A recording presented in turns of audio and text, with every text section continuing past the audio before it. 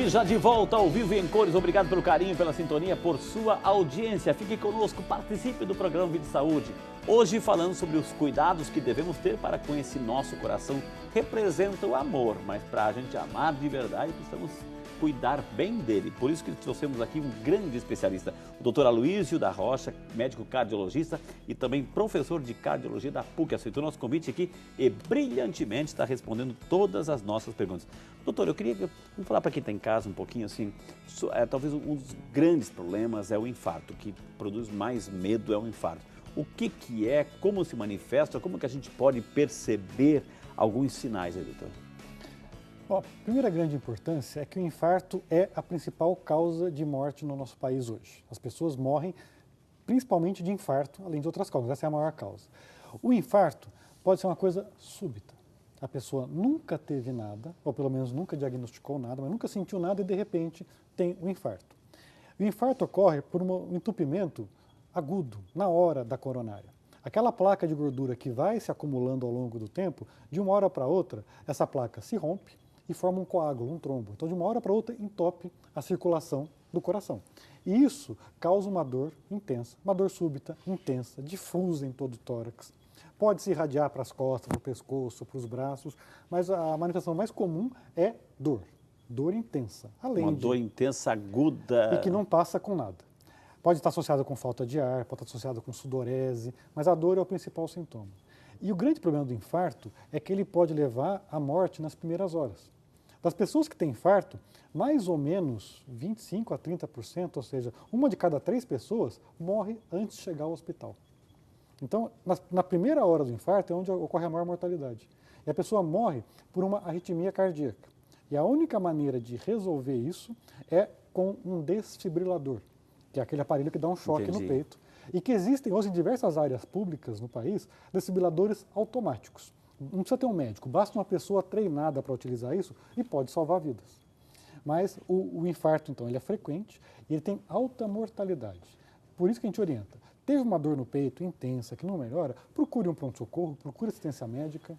Outras dores no peito que não são um infarto, doutor? Pois é, muitas coisas podem causar dor. Tudo que tem no peito pode doer. Desde pele, músculo, pulmão mais a pleura, o esôfago, gases, refluxo pelo esôfago, pleurites, miocardite, como você mostrou, e dores musculares. Dores relacionadas à postura, relacionadas ao trabalho, isso pode causar dor. Então são diversas as causas e que às vezes é difícil, até para o médico, identificar qual é a causa. Então, se a pessoa está sentindo uma dor intensa que não melhora, é melhor procurar assistência médica. Vai lá. Mas existem diversas causas e, felizmente, a maior parte das pessoas que procuram socorro com dor não é o coração. Na verdade, são dores musculares.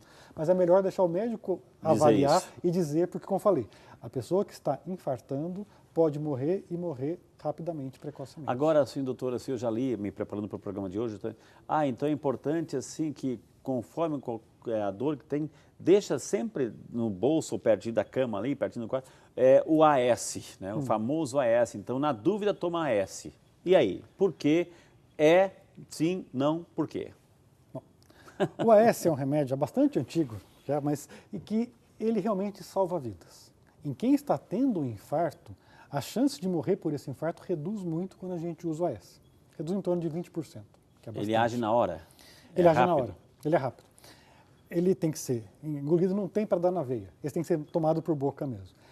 E ele realmente reduz o risco de morrer. Essa orientação de tomar o AS, isso pode realmente ser útil. Em poucas situações, todo remédio pode ter algum efeito colateral, um efeito adverso. Em poucas situações ele vai atrapalhar. Então, automedicação é uma coisa complicada, porque às vezes o remédio pode atrapalhar. Mas nesses casos, você está com uma suspeita de um infarto, pode-se fazer o uso desse AS em casa antes de chegar até o hospital. Mas não é qualquer dorzinha que se tem? Não é qualquer dorzinha. Seria um quadro que sugira que seja um infarto. Então, uma pessoa que já infartou, está tendo uma dor semelhante, ou uma dor muito intensa, que a pessoa está suando muito, com sudorese, com falta de ar, sim, é válido, pode tomar esse AS antes de chegar ao hospital. Agora, não é assim, eu não tenho nada, então para não ter eu já vou tomar. Não. É docinho, etc? Isso é um problema, o AS infantil é docinho, para as crianças é um problema ter remédios com sabor agradável, porque vai achar que é bala e aí vai ter intoxicação, que é uma coisa grave. Mas o AS também não é para você andar com ele o dia inteiro, andar no bolso, ter em casa. Não. E para prevenir, para evitar que tenha, isso já caiu em desuso. Era muito comum, eu mesmo cheguei a prescrever para algumas pessoas que hoje eu não prescrevo mais, era muito comum se dar o AS para prevenção.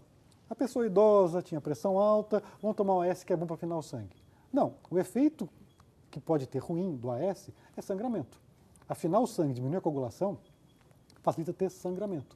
Então você vai tomar um remédio que não vai prevenir, na grande maioria das pessoas, e pode trazer um efeito colateral ruim. Então remédio só com indicação médica. É isso que a gente diz em todo o programa aqui, viu, gente? Vamos lá, doutor, vamos para Barbacena, Minas Gerais. Quem representa a cidade é a dona Zelita Gomes Vieira da Silva. Obrigado, dona Zelita, Deus abençoe a senhora, viu, querida? Participou, fez a sua pergunta e vai ter a resposta aqui. A mãe dela, da dona Zelita, tem 72 anos, tem diabetes. Sempre que vai ao cardiologista, que ele pede ecocardiograma, toda vez que ela faz o exame, dá uma pequena obstrução no ventrículo esquerdo. A mãe a dona Zelita quer saber o que é isso, doutor? Uma boa pergunta, porque precisaria de mais informações para responder, mas o que deve ser, o que é muito comum que ela deve estar se referindo, é um entupimento, uma obstrução na válvula, numa das válvulas do coração, que é a válvula aórtica, que é por onde o sangue sai do ventrículo esquerdo para todo o organismo. O ventrículo esquerdo é a principal bomba que manda o sangue para todo o organismo. E na saída do ventrículo esquerdo também tem uma válvula para direcionar o sangue, que chama válvula aórtica. E essa válvula vai se desgastando com o tempo. É muito comum em idosos essa válvula ficar espessada, rígida, calcificada, o que dificulta a abertura dela. Entendi. Se ela não abre bem, isso leva a uma obstrução da passagem do sangue. A manifestação, quando a gente examina, é um sopro, um determinado tipo de sopro, e isso pode ser bem avaliado pelo ecocardiograma. E, em alguns casos, é muito comum isso em idosos, ter uma pequena obstrução que não traz maiores consequências. Mas, em alguns casos, isso pode levar a uma obstrução grave, o sangue passa com muita dificuldade e aí a pessoa tem que operar, trocar essa válvula, isso é feito por um cirurgião, que troca essa válvula para restabelecer o bom funcionamento. Mas isso é desde quadros leves, que é o mais comum, até casos graves. Pelo que ela fala, deve ser uma coisa leve. Ô doutora, se a gente ouve falar assim de, a pessoa fez uma ponte de safena, a pessoa colocou um marca-passo, o que é isso, doutora? São recursos da cirurgia, doutor? São recursos. O tratamento da cardiologia evoluiu muito nas últimas décadas, em particular nos últimos anos. A gente tem muitos recursos, mas isso não é para todo mundo. O marca-passo, por exemplo, é um recurso muito bom para aqueles pacientes que o coração bate devagar. Quem o coração começa a bater muito devagar... A bradicardia. A bradicardia. Então, por algum desgaste, por alguma doença de Chagas pode dar isso, várias doenças podem dar bradicardia. Se a bradicardia é muito intensa, a pessoa começa a ter tontura, pode ter desmaio, não tem capacidade de fazer esforço, porque o coração não bate direito, e aí você implanta um marca-passo. E o marca-passo faz com que o ritmo volte a ser normal. Ele dá uns estímulos. Ele estimula o coração. É uma estimulação elétrica no coração. Isso para bradicardia. Para bradicardia. Isso é bastante seguro, a gente tem muitas pessoas que têm isso. Isso é colocado subcutâneo aqui? É uma pequena cirurgia, faz um pequeno corte aqui na pele, coloca-se uns fios, uns cabos metálicos que vão até o coração e fica um aparelhinho embaixo da pele, subcutâneo, que é o que comanda esse marca-passo. E que tem uma bateria. Ele sentiu que o coração está lento, ele vai dar os impulsos. Exato. O aparelho ele é inteligente, ele vê se o coração está batendo ou não no ritmo certo. Se o coração estiver batendo no ritmo certo, o marca-passo não faz nada, ele fica só observando e economiza a bateria com isso. O contrário também, se tem um ataque cardíaco, se coloca um outro para... Aí existe um aparelho, que não é bem um marca-passo, que a gente chama de um cardiodesfibrilador implantável. Um pouquinho maior? É aquele aparelho que... É um pouquinho maior. É aquele que eu falei, quando o paciente tem uma fibrilação ventricular, que é uma arritmia, que é uma parada cardíaca, você pode usar um aparelho externo, que é um desfibrilador, para dar um choque. Quando presenciado, tem que ser presenciado isso e ter o aparelho disponível. Só vai ter isso em unidades de emergência.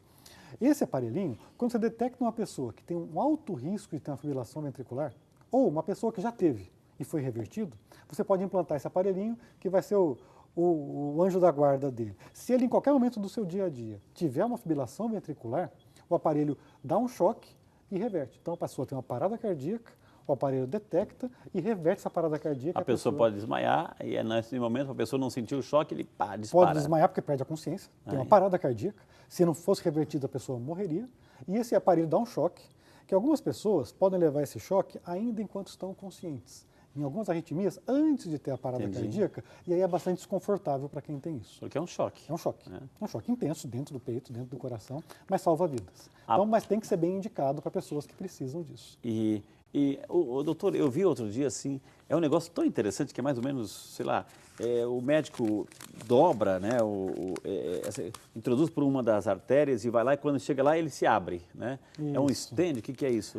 Isso é uma angioplastia. Angioplastia. Então, existem várias maneiras, você falou da ponte safena. Quem tem esse entupimento na circulação, essas placas de gordura que vão limitando a passagem do sangue, que vão entupindo o vaso, a gente tem algumas maneiras de tratar isso. A grande maioria das pessoas a gente tem que tratar com remédios, aliás, todas. Se for fazer um procedimento desse ou não, remédio é importante. Então vai tomar remédio para colesterol, vai tomar remédio para diabetes, para hipertensão, vai tomar o AS, aspirina. E em alguns pacientes pode ser importante desentupir isso.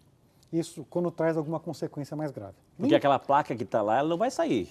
Não vai. Ela tá Mas lá com e vai remédio ficar. a gente estabiliza ela e melhora o funcionamento do coração. Então, Entendi. muitas pessoas não precisam nada além de remédios.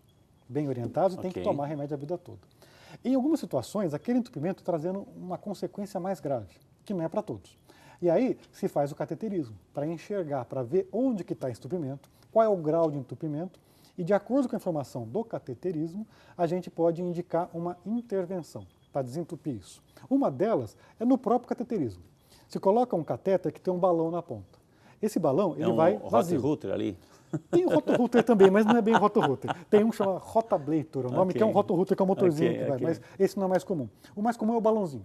É um balão na ponta do catéter, é um canudinho com um balão na ponta. Ok. Esse balão vai vazio e a hora que ele chega no local onde está o Ele entupimento, expande. ele é insuflado, ele expande e esmaga essa placa.